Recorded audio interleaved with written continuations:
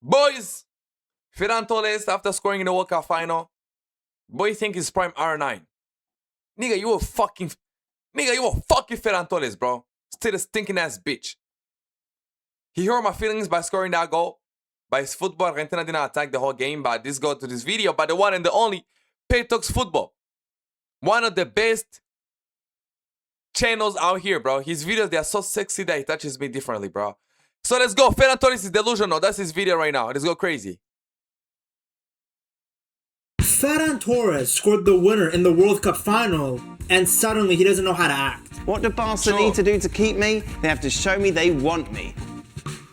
I have contract at Barcelona, but in football you never know. I'm just waiting to make the right decision. And talk to the club. Why do you want to go public? This guy's been on a generational press tour run. Why is this guy here? Why are they having this guy on? I've seen him throwing out the pitch at the Yankees game, going on CNN, some other morning show. And he's talking about his future at Barcelona, and he's talking about his experience with Spain, and wait a minute. What is he trying to do? What kind of message is he trying to send? Why is he doing this media circus? He's literally showing up to shows that don't even discuss football. He's there grinning, speaking English, making jokes. This made my retire tomorrow because that World Cup goal, I ain't gonna lie, that's bigger than Ronaldo's career right now. So now he's living the best time of his life, of course. After scoring that goal, he's at his best momentum. He feels important, and he decided to do this round of interviews on international TV. This is something the club were not aware. They didn't like that much. They are not feeling very comfortable. As if that World Cup final goal just erases everything from people's memory. Because going into that World Cup final, had Spain not won the World Cup, one of the reasons that you may have looked at as to why they did not win the World Cup was because, man, they just didn't have a striker that could put the ball in the back of the net consistently. And that would have been Ferran Torres. Clearly his PR team was behind this as a way of getting him to spread his message and essentially tell everybody on every single platform that he thinks he's not appreciated enough at Barca. Of course you love Barcelona and obviously you have the contract with them. What do they need to do to keep you? Bueno, mostrar que me quieren. The hidden message being that he thinks he's too good for Barca. Frank, do you understand this from Ferran Torres' view, in a sense that his stock is never going to be higher, so why not try and negotiate another big deal and use PSG as a pawn? It's annoying for me to see that because it says a lot about the mentality of the player. It's all about money. That's why I think it's a little bit sad. If you want to play for Barca, then 100% with your whole heart. Grab your hands, please. Let's go! Now, we don't know what's going on behind the scenes between him and the club, but I have no idea where this ego is coming from. I can't tell if it's because of the PSG interest. Are you open to changing? PSG, maybe? You never know, because in football everything can change in 1 minute, so I have to be ready for everything. Or if he really does think that he single-handedly won Spain the World Cup or something. If your position about Ferran Torres was whatever that may have been going into the World Cup, I don't think that his performances in the World Cup would have changed that. Because I could understand maybe casual fans thinking that Ferran Torres is this amazing player. Think if you're an American fan and you only watched one game in the past 4 years and it was the World Cup final, you're going to think Ferran Torres is the GOAT. You're going to think he's better than Messi.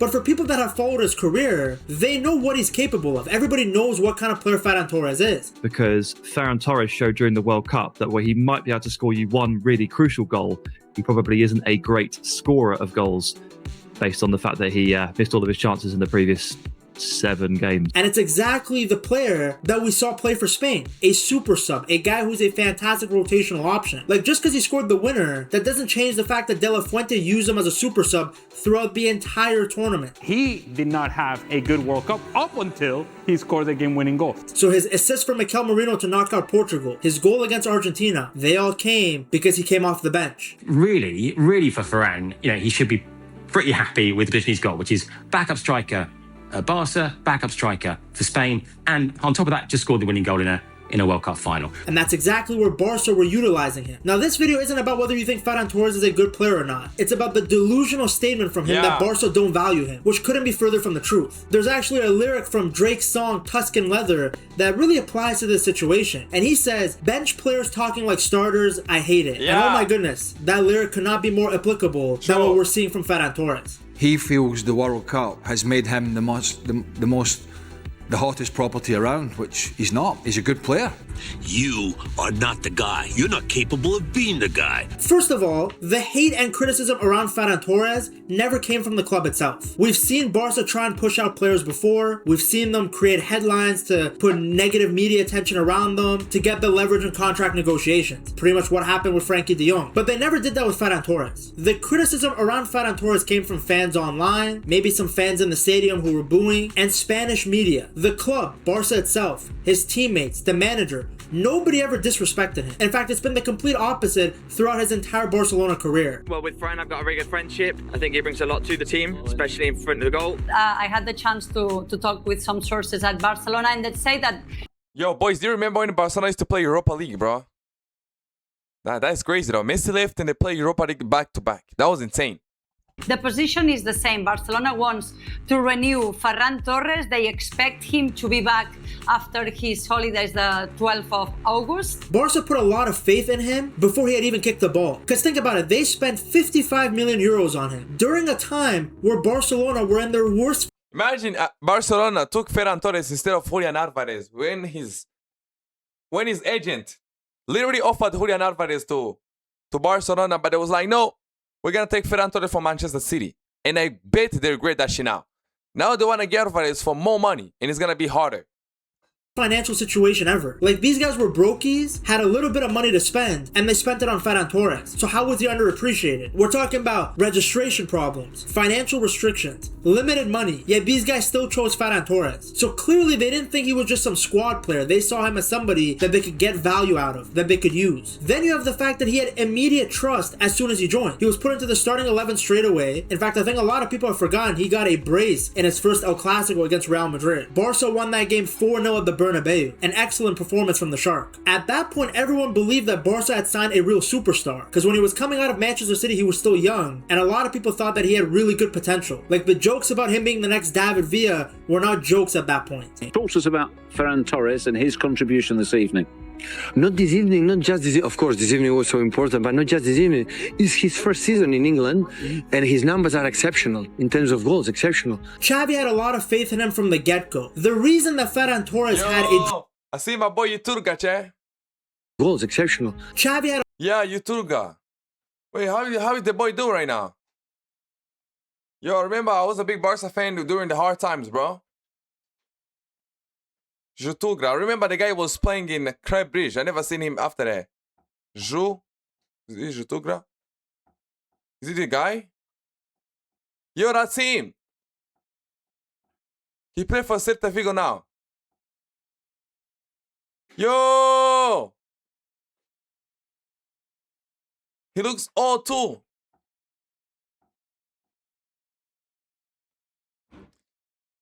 This guy looks odd. Ferran Jutugra. Yes, you also had Ferran. Yeah. Jutugra, bro. Remember him. Let's see the goals he scores. Golazo. Tap in. Okay, tap in. Woo! Golazo. Hold up. Golazo. Okay, keep a mistake by say Golazo still. Golazo. Jutugra again. Oh! Oh! Oh! Golazo. Golazo. Golazo. Golazo. Fake shot. Finish. Good striker. Nice. So this is the whole goals in the season. Oh, he came back to Celta. Okay, okay. No hate, chat. No hate. Shout to Ferran Jutugra, bro. Yeah, I remember this guy, though. Played Barca. He went to KBish. Now he's an old man. had a lot of faith in him from the get-go. The reason that Ferran Torres had a drop in form, he had his fall off, the collapse, to which he himself called it the bottomless pit, was because he started performing worse. So what happened is, in the first season when he was bought, he was pretty much Barca's only star signing and attacking outlet. It was like him, Aubameyang, and Braithwaite. So the next season, that's when Barca pulled the levers and they brought in Lewandowski and Rafinha, and of course they had Dembele from the season before as well. So now there were better players ahead of Ferran. So new competition arrived, and then Ferran Torres stopped performing. Like, that's the main thing. Nobody ever stopped giving him opportunities. Xavi still played him, still rotated him with the guys that I mentioned earlier. But when he was given those opportunities, he did not play well enough to justify taking over the starting spot from an Ousmane Dembele, from a Robert Lewandowski. Because remember, Lewandowski, that was his first season at Barca, and he won the Pichichi. So Ferran wasn't playing well, he was missing chances, his goals dried up like my balls, he was making bench appearances, and this is where the fans became impatient, because he would get opportunities, and then he would miss in front of goal. So again, it wasn't the club disrespecting him. Xavi still gave him opportunities, put him on the pitch. Ara fèiem una comparació al vestidor, que també al Luis Suárez li va passar, no? Recordo que els primers mesos doncs, semblava que no tenia gol. I el Barça és diferent, per això dic sempre que la samarreta del Barça pesa uns quilets més. It was mainly fans and the media that were getting impatient with how unreliable this guy was in front of goal. This became the darkest period of his Barcelona career, and I mean, we have to give a lot of respect to him for coming out of that position, because depression is a very tough thing, and for him to bounce back from that, regardless of how you feel about him and his comments, we have to give a lot of credit to somebody's mental powers there. Fuck him. It's so easy to keep yourself in that depressive state and not come out of it. But he fought his way back, and more importantly, the club helped him. I'm the kind of person that I believe that mental health cares, and you know, sometimes you don't talk about this because it's like you care about what the people thinks about if you are good or not.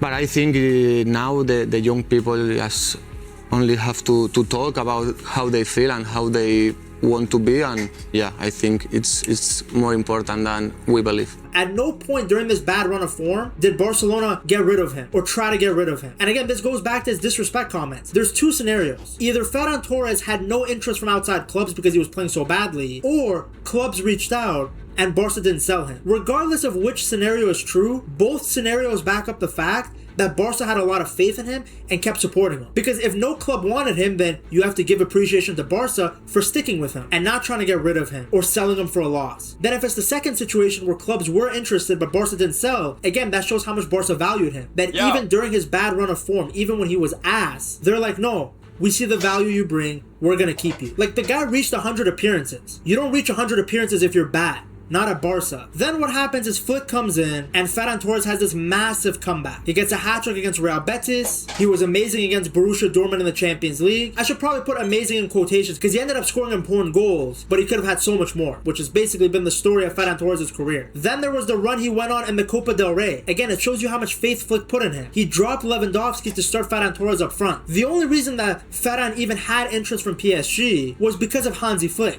I don't think there's any doubt. Since Hansi Flick went there, Ferran Torres is an improved player. He completely rejuvenated Ferran's career, changed the perception around him. Because before, he was basically seen as Spanish Darwin Nunez, a guy that can get in the right positions, but is always... Talk about my guy Darwin Nunez, bro.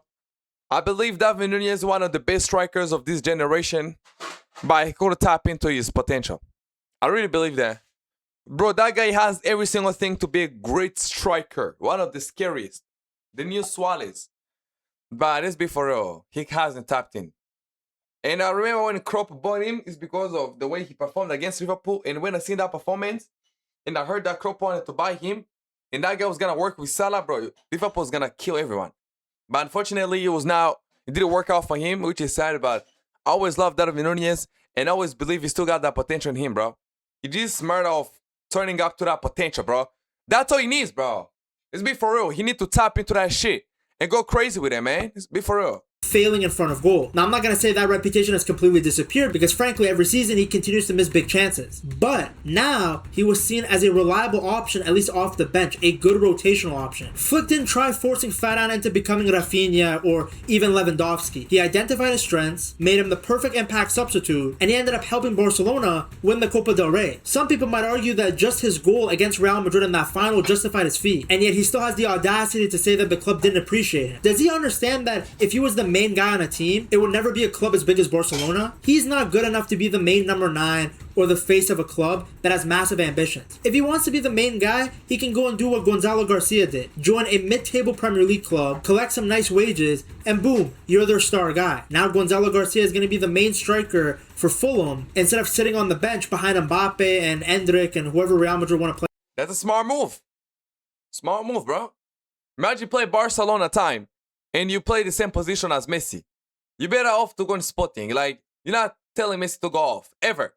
Up front. Ferran Torres can do that, but I don't understand why he's not realistic about his expectations. Even at PSG, there's going to be other players ahead of him. If he goes to PSG and if they keep the bulk of their forward line, he's just going to be another squad player, which he's not now at Barcelona, particularly not with Robert Lewandowski going unless they go and sign somebody. So sometimes the grass is not always greener on the other side. The guy went through some of the worst run of form I've ever seen from an individual player. Barca still put faith in him. His teammates still put faith in him. They still created chances for him, supported him. I mean, go and look at the celebration around him when he scored in that Copa del Rey. That's a player who was loved by everybody. That's a player who his teammates felt the burden on his shoulders. They gave him a massive hug. They celebrated the goal like they had won. I believe when he said they need to love me more, he want to say they need to give me more playing time. I need to be a starter.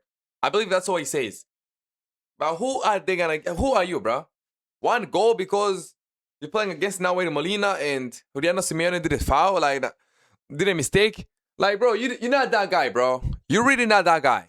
The trophy right there and then. So again, it just goes back to where does he feel the underappreciation? Just because he's not starting, that means he's not appreciated? This is a massive club, and he's played a vital role in the titles that Barca have won in the past 2 seasons under Hansi Flick. If you guys remember in that Atletico Madrid semifinal, as I stated earlier, Flick started Ferran instead of Lewandowski. It was a decision that shocked a lot of people. It was a huge risk, but Flick wanted Ferran's athleticism, and he rewarded him with the winning goal. So again, where was the disrespect? Here's a manager trusting you despite your history and track record of not being clinical at all. Even if you look at the celebrations around him when he scored against Dortmund, you got Flick punching the air, the bench jumping on top of him. This is a guy who was loved by his teammates. Yes, he was disrespected by people like me and you guys in the comments. Sure, we make fun of him. Like the chance he missed against Chelsea. I mean, that was just disgraceful for a player that wants to be the main guy. Ferran Torres as a player hasn't changed just because he just scored this goal. There are certain things that I like about Ferran Torres and there are other things that he comes up short.